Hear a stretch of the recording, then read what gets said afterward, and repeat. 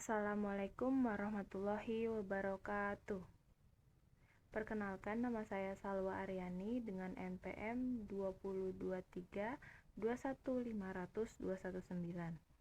Saya akan menyampaikan buku yang sudah saya baca dengan judul Islam dan Tantangan Ekonomi karya Muhammad Umer Capra.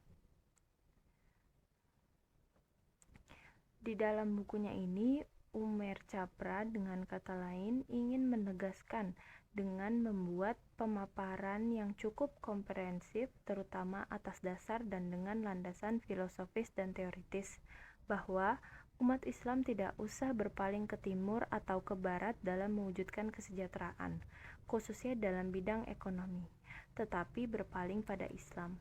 Beliau mengamati bahwa banyak negara-negara Islam atau yang berpenduduk mayoritas Islam telah mengambil pendekatan pembangunan ekonomi dari barat dan juga timur dengan menerapkan sistem kapitalis, sosialis, ataupun negara kesejahteraan.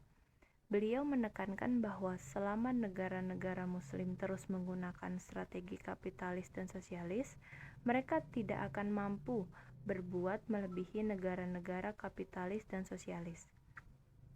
Mencegah penggunaan sumber-sumber daya yang tersedia untuk memenuhi kebutuhan, dengan demikian akan ditekan secara otomatis, menjadikannya sulit untuk merealisasikan maqasid meskipun terjadi pertumbuhan kekayaan. Dalam kesimpulannya, beliau menggambarkan betapa kapitalisme tidak mempunyai pilihan selain bersandar sepenuhnya kepada harga dan ketentuan pribadi untuk memberikan mekanisme filter dan daya motivasi untuk menyeimbangkan permintaan dan penawaran agregat dan mewujudkan efisiensi dan keadilan dalam alokasi sumber-sumber daya. Penggunaan mekanisme harga sebagai satu-satunya strategi untuk alokasi sumber-sumber melindungi kebebasan individu tetapi menghalangi realisasi efisiensi dan keadilan. Kecuali jika kondisi-kondisi dasar tertentu termasuk distribusi pendapatan dan kekayaan yang seimbang dan persaingan yang sempurna telah dipenuhi. Kemampuan orang kaya untuk membayar harga memungkinkan mereka untuk memperoleh apa saja yang mereka kehendaki.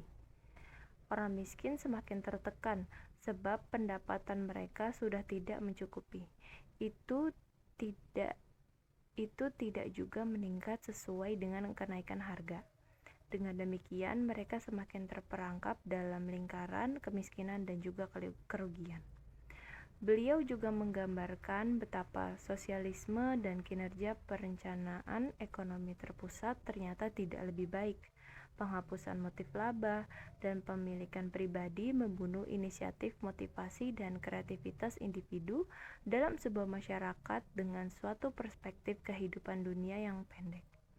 Perencanaan terpusat dan kolektivitas juga tidak berhasil meningkatkan keadilan, malah mengarah pada pemusatan kekuasaan di tangan sejumlah kecil anggota Politbiro, yang kenyataannya lebih buruk ketimbang kapitalisme monopolistik yang meskipun telah menyebabkan pemusatan kekayaan dan juga kekuasaan. Tidak mungkin terjadi suatu pemusatan kekuasaan sebesar semacam itu karena adanya proses pembuatan keputusan yang terdesentralisir yang biasanya dipunyai oleh pasar. Mekanisme filter yang digunakan dalam hal ini adalah perilaku dari anggota Politbiro yang sangat berkuasa. Sementara itu, konsep negara sejahtera yang mencoba menggabungkan mekanisme harga dengan sejumlah perangkat lainnya, terutama pembiayaan kesejahteraan oleh negara untuk menjamin keadilan, pada mulanya menimbulkan sebuah euforia. Sebuah rasa bahwa masalah alokasi dan distribusi telah diatasi secara ideal, tetapi yang ternyata tidak.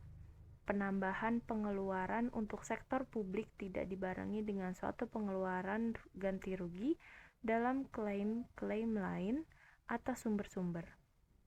Dengan defisit anggaran yang membengkak meskipun telah ditetapkan beban pajak yang berat. Keadaan itu menimbulkan pemakaian sumber-sumber daya semakin memburuk, peningkatan ketidakseimbangan internal dan juga eksternal. Masalah kemiskinan dan ketercabutan tetap berlanjut dan bahkan semakin dalam. Kebutuhan-kebutuhan tetap tidak terpenuhi. Ketidakadilan justru semakin bertambah. Problem yang dihadapi negara sejahtera adalah bagaimana menghapuskan keseimbangan yang diciptakannya. Sistem ini tidak memiliki mekanisme filter yang disepakati selain harga untuk mengatur permintaan secara agregat. Dan ia hanya bersandar sepenuhnya kepada mekanisme pasar untuk menghapuskan ketidakseimbangan yang ada. Umair Capra tidak terhindarkan untuk menyimpulkan bahwa ketiga sistem yang ada tersebut tidak dapat berperan sebagai model bagi negara-negara muslim. Meskipun demikian, hingga sekarang sejumlah negara Islam